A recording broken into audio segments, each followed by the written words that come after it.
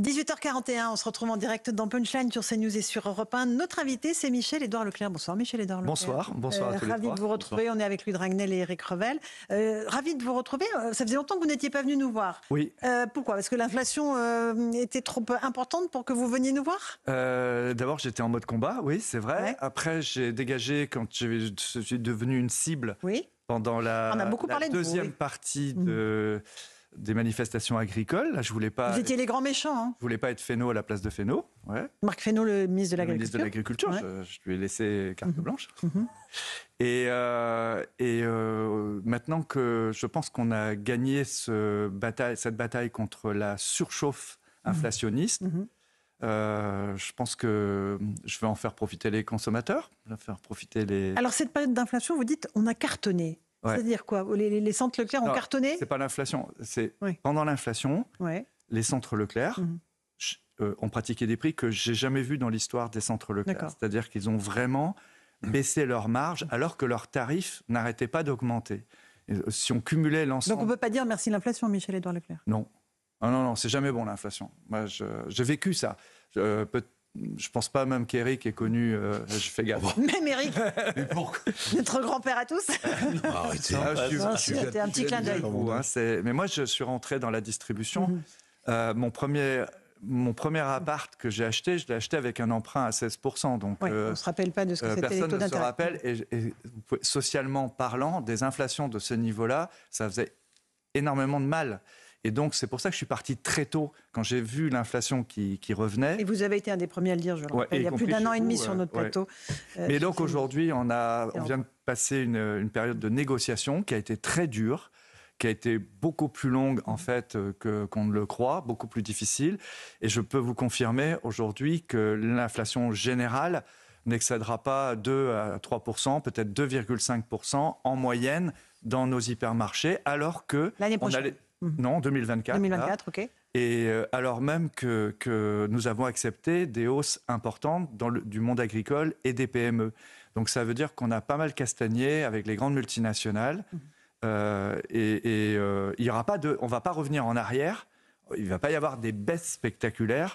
Mais on n'aura plus ces 21% en 2 ans qu'ont connu les consommateurs français. Juste très précisément, quels produits vont continuer à augmenter? L'huile d'olive, le jus d'orange, qu'est-ce qui va continuer à grimper?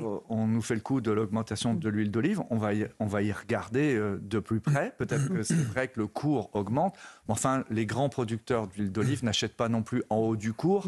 Donc, ils ont du stock. On va continuer à regarder ça. Et puis surtout, il y a eu des baisses sur des grands marchés de matières premières, comme les céréales, et il faut en faire profiter les consommateurs. Enfin, personne n'a oublié qu'on nous a obligés d'augmenter les pâtes, quelquefois de 30 à 40%. Donc aujourd'hui, il faut un effet retour pour les consommateurs français. Bien sûr. On va juste écouter les consommateurs français. Interrogés par Antoine Estève à Bordeaux, puis je vous passe la parole, Eric et Louis. Ils donnent leur avis sur ce qu'est aujourd'hui le pouvoir d'achat et l'inflation. Écoutez-les. Tous les produits de première nécessité, la nourriture, l'alimentation, tout, l'essence. Voilà. Surtout sur le lait, sur le beurre. Alors le beurre, il a vraiment augmenté. Hein. Ouais, sur tout ce qui est laitage, la nourriture, quoi. À part l'essence, que je trouve que ça a tendance à un peu grimper, à faire un peu le yo-yo, mais sinon au niveau des courses, j'ai remarqué une petite amélioration. Je pense que c'est toujours aussi cher. Je ne trouve pas qu'il y ait beaucoup de différence et que la vie augmente quand même. Non, il n'y a pas beaucoup de différence. Peut-être un peu, mais pas vraiment, non. C'est pas flagrant. La baisse, on la voit pas beaucoup. Il y a certains produits qui ont diminué, mais globalement, il y a quand même un tassement. Le panier course qu'on a depuis des années est le même et pourtant le prix augmente toujours plus. Ça, c'est le ressenti des Français, Michel. Le pouvoir d'achat, c'est la préoccupation numéro un des Français. Et d'ailleurs, je vous ferai remarquer que même dans les élections européennes, aucun candidat ne focalise là-dessus. Et pourtant, c'est la première préoccupation des Français. C'est vrai. Et c'est vrai qu'on a opposé aussi des réponses à l'agriculture qui ne vont pas dans le sens du pouvoir d'achat, comme si on ne cherchait pas la bonne combinaison. Donc pour les consommateurs aujourd'hui, quand on écoute le paysage politique, quand on regarde la pratique aussi des magasins, d'abord ils ont raison, les prix ne baissent pas, mais ce qui est important de leur dire, c'est que les prix ne vont pas augmenter comme ça a augmenté, quoi. C'est ce que vous avez dit. Du fait de la négociation, mais aussi du fait d'une compétition très forte entre les principales enseignes françaises, les sites, Intermarché, voilà, Intermarché. Carrefour, Système U, Leclerc, Lidl, Aldi, Action et tout ça. Et donc cette concurrence, les Français n'aiment pas beaucoup le mot concurrence, mais cette compétition qui reste loyale et très sportive, elle est comme un bouclier aujourd'hui sur le pouvoir d'achat des Français. Et quand même, ça va faire du baume au cœur en 2024 au pouvoir d'achat des Français. Une question d'Éric Revel. Oui, alors je trouve que Laurence Ferrari a eu raison de commencer en prenant de vos nouvelles parce que vous aviez disparu. Ouais. Vous qui aimez les médias, vous aviez disparu des écrans de télé, des micros de radio. Alors je me suis dit, mais que se passe-t-il? Michel-Édouard Leclerc ne communique plus. Et puis alors vous avez eu à un moment donné des mots extrêmement durs. Sur le grand débat d'Emmanuel Macron, vous avez dit annonce foireuse, si je me souviens bien, coup de com', et vous aviez disparu. C'est-à-dire que vous considériez que vous étiez la cible, accusé d'être responsable peut-être plus que les industriels finalement, alors qu'au début c'est le contraire de l'inflation. Et là, Michel-Édouard Leclerc, absent. Ouais. Pourquoi ?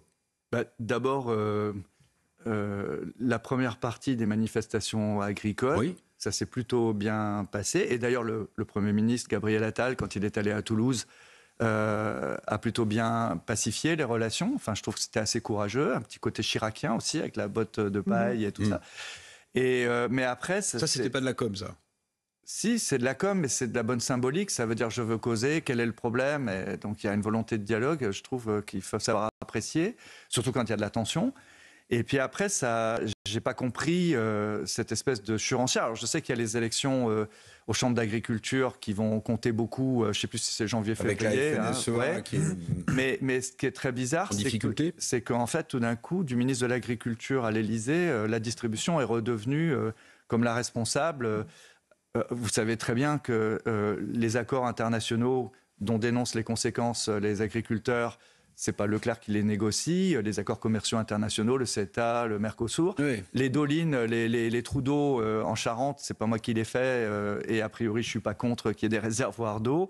Les surnormes, la surapplication des normes en France. Mais sur les centrales, par exemple, sur la question des centrales à l'étranger qui permettaient, là vous êtes mis en colère, mais rouge. Mais en fait, les centrales d'achat à l'étranger n'achètent pas de produits agricoles français, donc c'est pas la peine de rentrer dans ce genre de truc. Et donc à un moment donné, quand vous sentez que vous allez être que sur la défensive... En fait, j'ai fait mon ninja.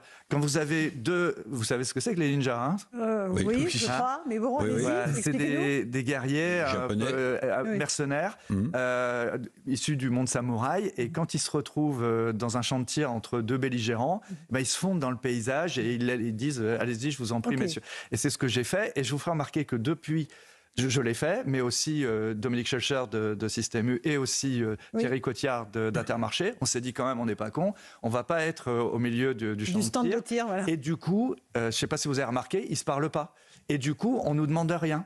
Et donc, on voit bien que tactiquement, il ne fallait pas aller sur le ring. Vous dévoilez toute votre tactique, le dessous des cartes. Là. Mais d'abord, je suis aussi président d'un institut de géostratégie qui s'appelle l'IRIS.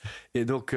j'essaye de faire passer la pensée géopolitique, le débat géopolitique comme majeur, y compris pas simplement dans les sphères académiques, mais aujourd'hui, c'est la géopolitique nous touche tous, du producteur de porc au producteur de lait. Mais c'était important aussi, non pas de répondre à des fausses accusations, mais laisser les responsables de la politique agricole de dialoguer avec directement avec les politiques. Mais alors justement, Michel-Édouard Leclerc, vous parliez tout à l'heure du pouvoir d'achat des agriculteurs. Moi, j'avais une question toute simple à vous poser. Vous venez de dire que vous avez beaucoup renégocié vos contrats pour améliorer le pouvoir d'achat des agriculteurs, des éleveurs. Est-ce que depuis la crise agricole, les éleveurs, les agriculteurs qui travaillent avec Leclerc gagnent mieux leur vie grâce à vous? Ceux qui travaillent avec nous, en tout cas, ils ont une vision très claire. Je pense qu'on est loyal, je pense que je suis légaliste. On est pour la loi Egalim qu'ils ont demandé. Dans la loi Egalim, il y a des trucs contre lesquels je suis, on y reviendra. Mais pour le principal, je suis pour que le premier contrat de mise en marché par les agriculteurs leur donne une visibilité. Mais est-ce que les marges que vous avez rognées ont bénéficié aux agriculteurs et aux éleveurs? Monsieur, s'il vous plaît, laissez l'invité terminer. Bien sûr. En fait, donc je suis... Au moment où l'agriculteur met son lait, sa viande sur le marché, si là, lui, il est garanti, s'il a une lisibilité de son prix, ce qu'il n'a pas aujourd'hui. Même dans le monde coopératif, ils ne l'ont pas. Et donc, ça, je suis pour.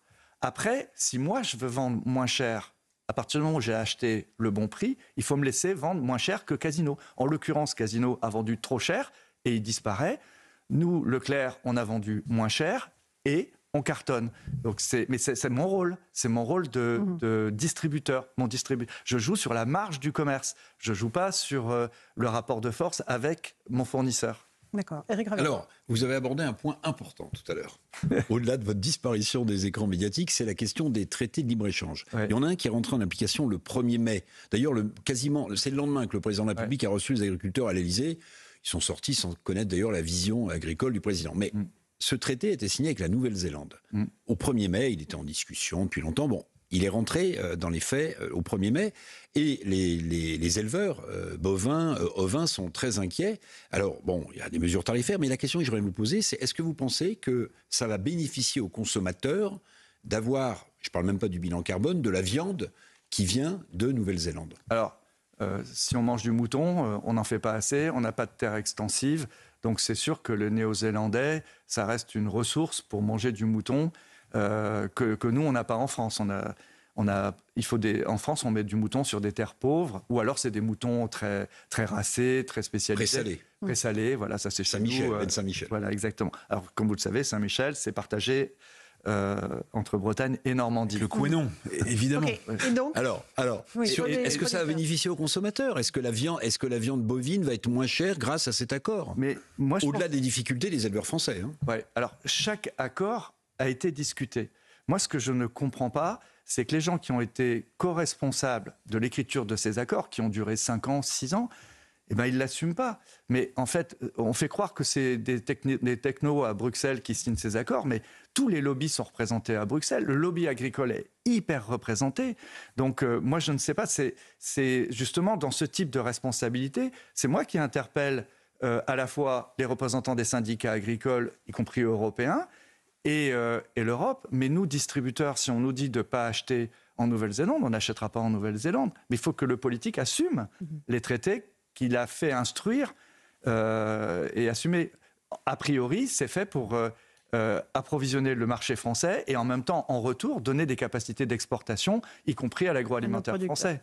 Michel-Édouard Leclerc, pour en revenir juste sur l'inflation, qu'est-ce que vous nous dites aujourd'hui? C'est qu'on va avoir une inflation structurelle qui va durer quoi, 10 ans minimum? On ne reviendra pas en arrière, avez-vous dit, mais ça veut dire qu'on rentre dans une période d'inflation à 2-3%? Là, depuis 3 ans, post-Covid, on avait une inflation qui était hyper spéculative. D'ailleurs, pour clôturer toutes ces polémiques, il y a eu 2 rapports de l'Inspection générale des finances qui disent que pendant cette période, il y a eu reconstitution des marges industrielles, et y compris dans l'agroalimentaire. Donc l'agro-business y a trouvé ses choux gras. Il y a un rapport de la BCE qui dit la même chose. Beaucoup d'entreprises se sont reconstituées pendant cette période. Ça veut dire qu'on a tapé les consommateurs français pour donner des dividendes à des grands groupes. Donc moi, je ne suis pas mécontent de m'être sorti de là dans l'intérêt des consommateurs. Maintenant, on reprend le rythme des États généraux de l'alimentation. On va faire de la décarbonation. On va essayer de faire de la transition énergétique intelligente. Donc ça va coûter plus cher de produire en France que d'importer, ça va coûter plus cher de produire décarboné. Donc évidemment, plus que jamais, il faut que cette nouvelle économie, qui va coûter plus cher, reste accessible aux Français. Oui. Sinon, c'est de l'écologie bobo. Sinon, c'est de l'écologie punitive. Et donc, pour le coup, nous, Leclerc, mais aussi mes collègues distributeurs, on va s'engager justement de manière à ce que ces produits plus vertueux, plus sain pour l'alimentation, moins consommateurs de phytosanitaires, de pesticides, soit accessible à l'ensemble des Français, ce qui n'a pas été le cas du bio, par exemple, ces dernières années. Il a connu un vrai coup d'arrêt. Ouais. Mais les militants du bio ont perdu la vocation de ce marché. On en a fait un truc marketing pour distribution sélective. Et aujourd'hui, voir sur certains marchés des produits bio qui coûtent 45-50% plus cher qu'un produit local naturel, évidemment, ça rate sa cible. Merci en tout cas d'être venu ce soir dans Punchline.